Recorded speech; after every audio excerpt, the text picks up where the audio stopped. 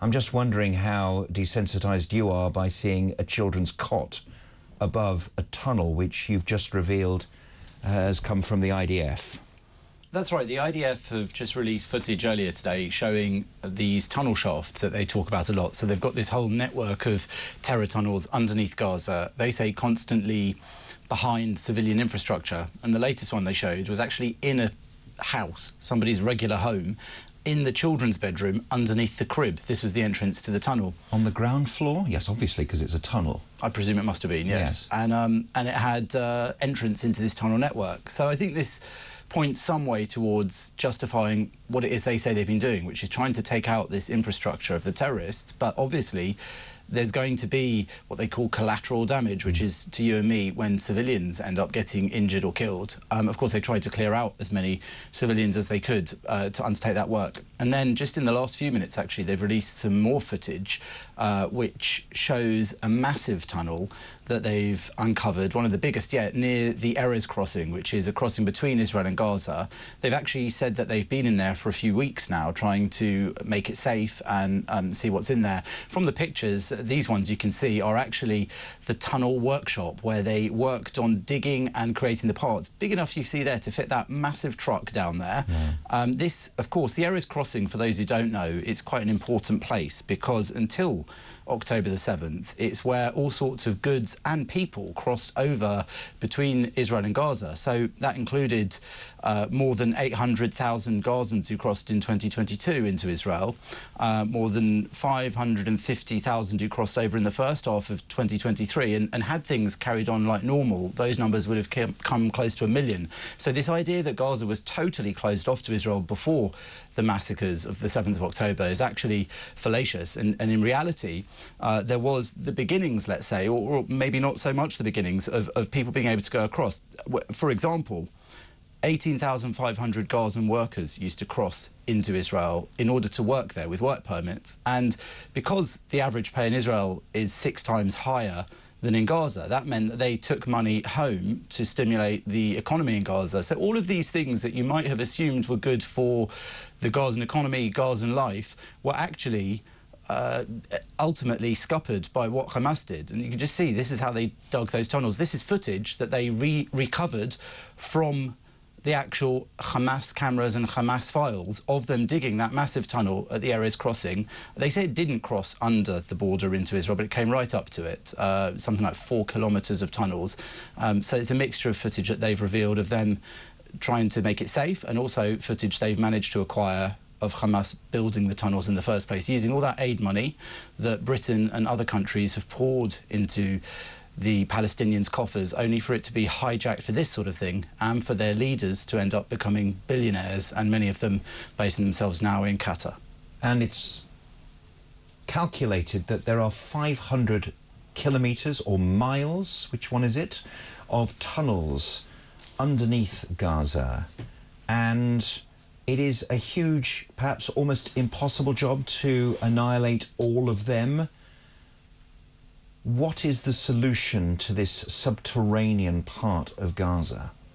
I think the solution is, sadly, what we're seeing Israel having to do, which is really, really difficult fighting and hand-to-hand combat sometimes, house to house, going under these houses, into these tunnels, where there are often ambushes. There are often terrorists who base themselves inside there, waiting Who will know those tunnels better than the IDF. So they're working on a mixture of intelligence that they've got from various sources, including the many terrorists that they did arrest, both on the 7th of October and since then, in the engagements in the Gaza Strip. Those people are giving them information that's helping them to work out how to act.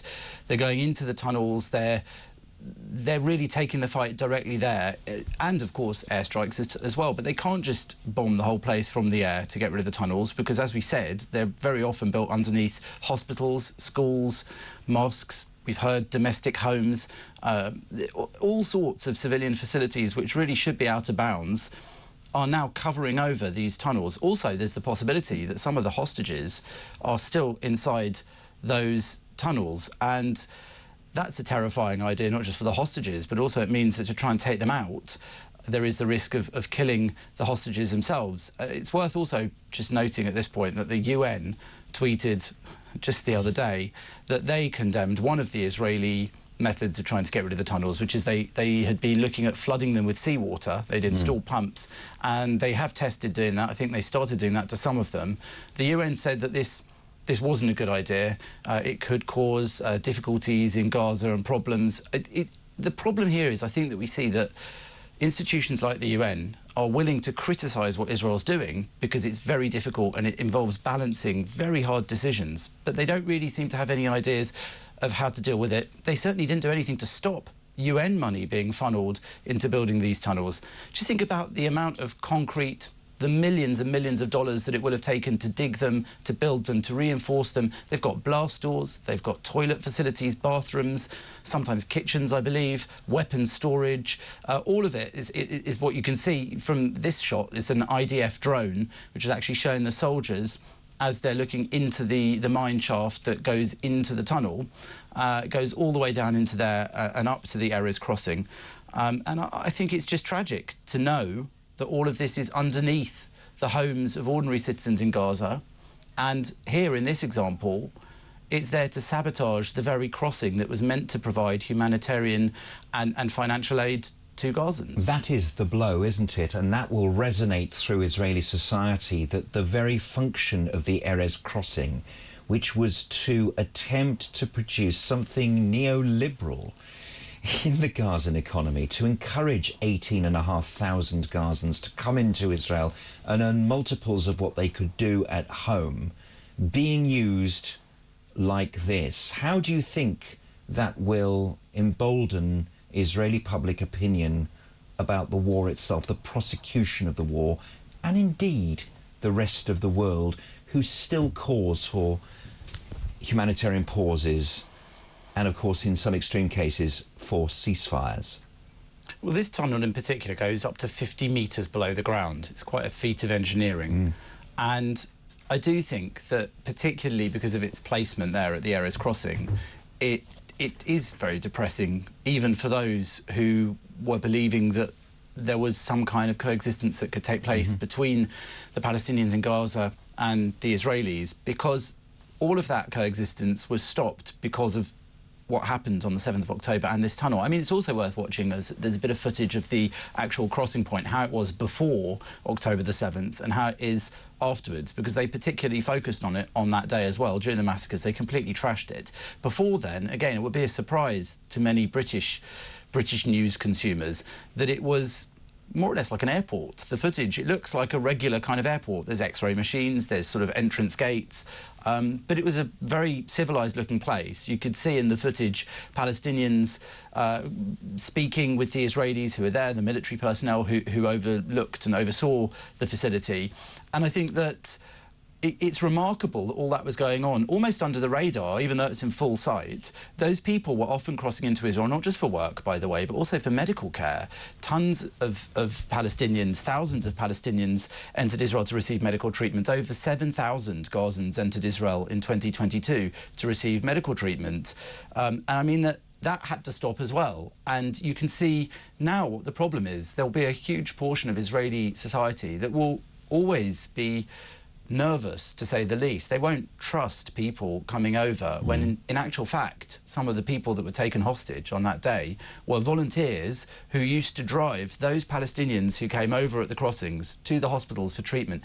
One such man who had treatment in an Israeli hospital, of course, was Yahya Sinwar, the leader of Hamas in Gaza. He wasn't taken over as a humanitarian case. He was actually in prison in Israel on 3 life sentences for killing Israelis and Palestinians who he thought had collaborated with Israel.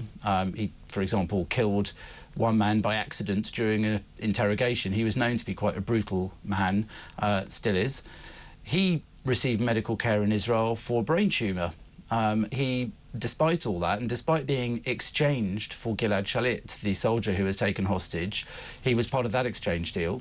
Over 1,000 Palestinian prisoners were given back in return for the one soldier. He then went and set up the Hamas that we know now and is the architect of the October the 7th massacres and the war that's taken place now. So this man, who received medical treatment in Israel, is also responsible for this exact tunnel we've just seen uncovered by the IDF and for this very war which is seeing life for Gazans just absolutely destroyed.